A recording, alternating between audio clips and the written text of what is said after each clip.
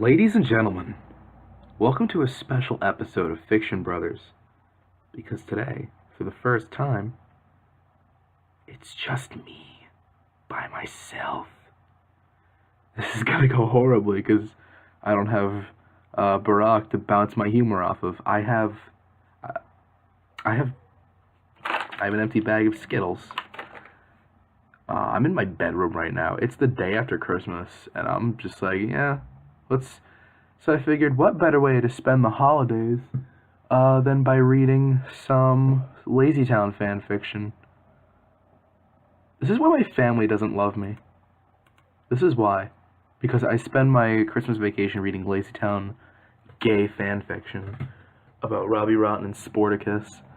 So this should go well. This should go really well. I have a feeling. That's my really squeaky chair, if that's what you're hearing in the background. Anyways, moving on. Today's story is called Anything Can Happen by Sportafan. Rated T. It was published on August 20th, 2005. So this was pre-meme.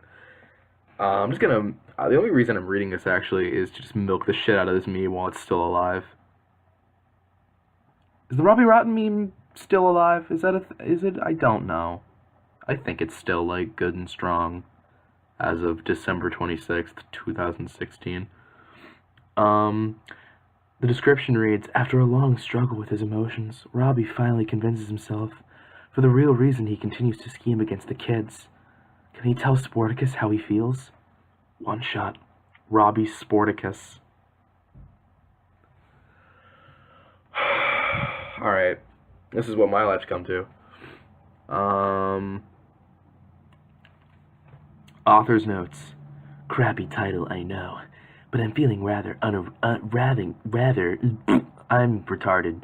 I'm feeling rather unoriginal at the moment. Anywho, I've been itching to write some Robbie/Sportacus fanfic for a long time. This is my first attempt. I've never written anything fluffy. I've written any fluffy things except concerning male/female relationships. I suppose this shouldn't be any different than the previous ones I've written. But this being a first for me, it might suck. Badly. Please let me know, so that I can work on my writing skills. But a few more things. Robbie is a bit out of character, but I wasn't entirely sure how else to write this. Fucking Barack's texting me right now about another fanfiction I'm gonna read later. Write this without him being otherwise, so I apologize ahead of time. Also, this is uberly sappy, but then, when haven't I written anything sappy? Enjoy. I made him sound like an edgy anime character because I feel like that's who's writing this. The most Sasuke-ass guy in the world. Disclaimer, although Disney movies say your dreams always come true, my dream of owning even a little something of LazyTown hasn't happened yet. Everything in this story, except the plot, belongs to Magnus Sheving and whoever else has legal rights to it. So no suing, okay? I don't understand why people need to preface that they don't own the material. Like, no shit, you're writing Robbie Rotten and Sportacus gay fanfiction. I'm gonna guarantee you don't have anything to do with the making of LazyTown. This is Robbie. I'm a little embarrassed admitting this to you. It took forever for me to convince myself of my feelings. I don't know how you're going to react, but I'd figure I'd risk everything and... No, that's not it. Robbie let out a sigh of frustration and balled up the letter. He added it to the rest of the rejected notes in the trash can. Why is this so hard? Another sigh, and he buried his head into his hands. A few weeks ago, he would have laughed at the thought of writing love letters. It was so out of character, considering who those letters were for. What's happening to me? A question Robbie asked many times a day. He was going soft, and he knew it. No longer were his schemes against the children aimed towards turning LazyTown lazy again. Make LazyTown lazy again. Robbie Rotten for president. They were now... See, this is what happens. I make a joke and no one's there to laugh. No one was gonna laugh anyways. They were now attempts at turning someone's attention on him. He was purposely getting himself stuck in trees, and yes, even atop the occasional billboard, just so he could be saved by the same man he had considered his mortal enemy just a few months ago. Before, shut up, when those strong arms encircled him to bring him safely to the ground.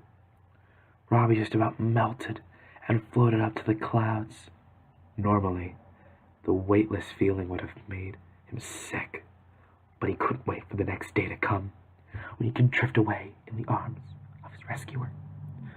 Robbie shook his head, clearing the wisps of his dreaming away. He had to get this written, even if it killed him. After almost another hour of slaving away at the letter,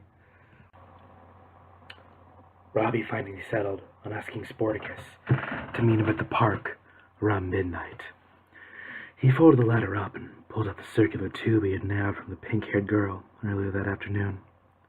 After inserting the note into the tube, he snuck carefully up to the surface, determined not to be seen by anyone. Luckily, the kids were out playing soccer and weren't paying attention to anything but their game. Robbie set the tube inside that.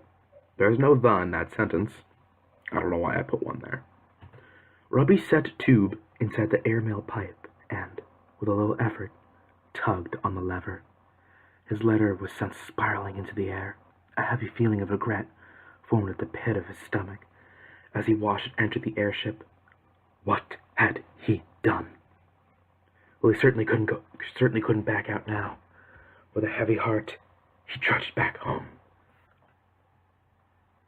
That was an anticlimactic burp.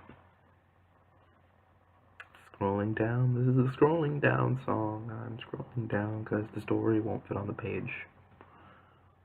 I just won't go. It was 5 minutes to midnight, and Robbie was pacing on the floor. Pacing the floor. I'll pretend like I forgot. Maybe I could say it was just part of a plan I came up with. No, that wouldn't make any sense. He knew that its only option was to follow through and meet Sportacus, just as he had planned. Robbie heaved a sigh and started up the ladder. When he arrived at the playground, he was upset, but not really surprised, to find no one was waiting for him there. Typical, he whispered as he sat down, heavily on a swing. This kind of stuff always happens to me. I bet he knew why I asked him here. He was obviously repulsed at the idea of someone like me falling for someone like him. Robbie almost I never / I cried. What? But then again, he had never felt this way about anyone. Ever. And when tears pricked his eyes, he did nothing to wipe them away. Robbie? Robbie's heart skipped a little. He loved hearing his name said by that musical voice. He turned and saw Sportacus walking towards him. Oh my God, what have I gotten myself into? Robbie thought. How do I tell him? Why did you call me here? Sportacus was... I do such a good Spanish accent. Is he... Yeah, he's Spanish. Mexican. He's something. He's an ethnicity. Sportacus, why did you call me here? Sportacus was beside him now, studying him with those intensely blue eyes. Does Robbie Rotten have blue eyes? I thought his eyes were like... Hold on.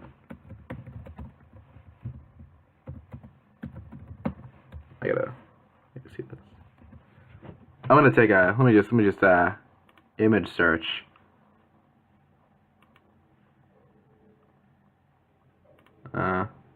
No. His eyes are brown. Wait, what? Why are his eyes different colors in these pictures? What the fuck? Wait, what? What is Stephen Carl's eyes? For those who don't know, Stephen Carl is the actor who played Robbie Rotten. And he is beautiful. God, look at him, he's beautiful. Okay, he has blue eyes. No, wait. He has, yeah, bluish, greenish eyes. Okay, they were right. And why is there images of Robbie Rotten with brown eyes? Does he wear contacts? Does he wear, like, colored contacts? Also, I want to buy a Robbie Rotten costume. Oh, he played the Grinch at one point on a play, stage, Broadway. I guess he really is the master of disguise. He will vanish from your eyes.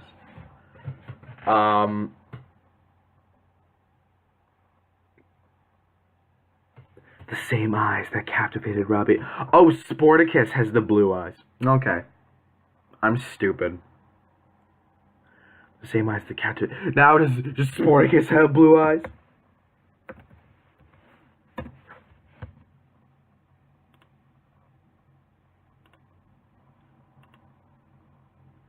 Yes, he does.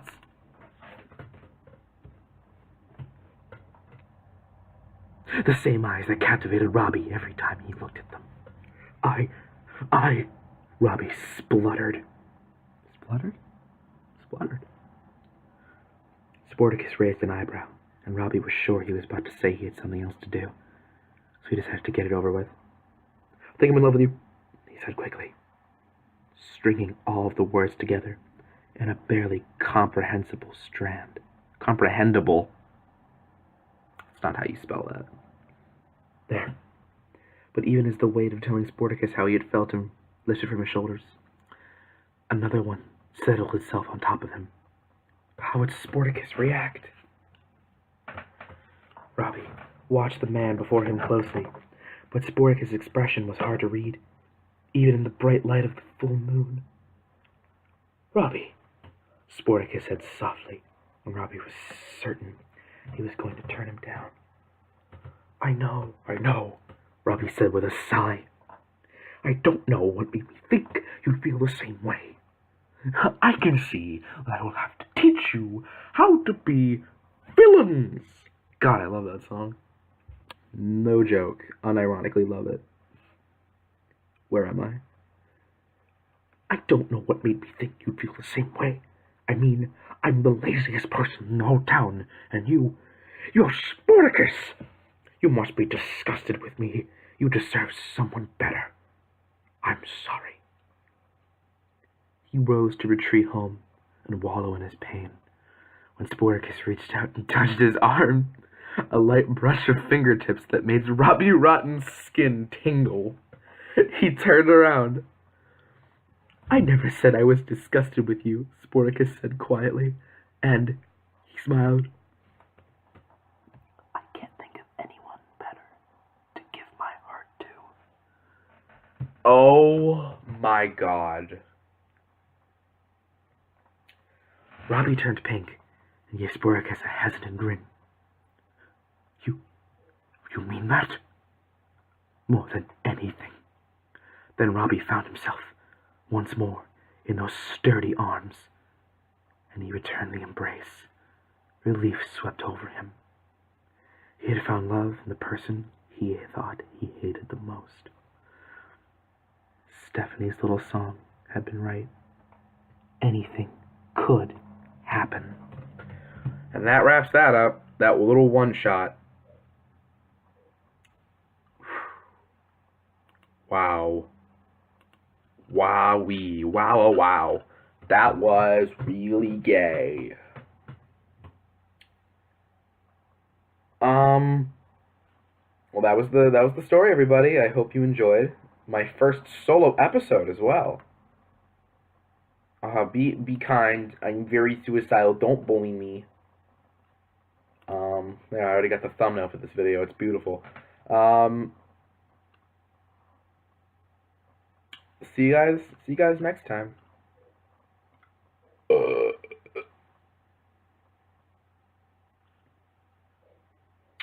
Just gonna leave you with that.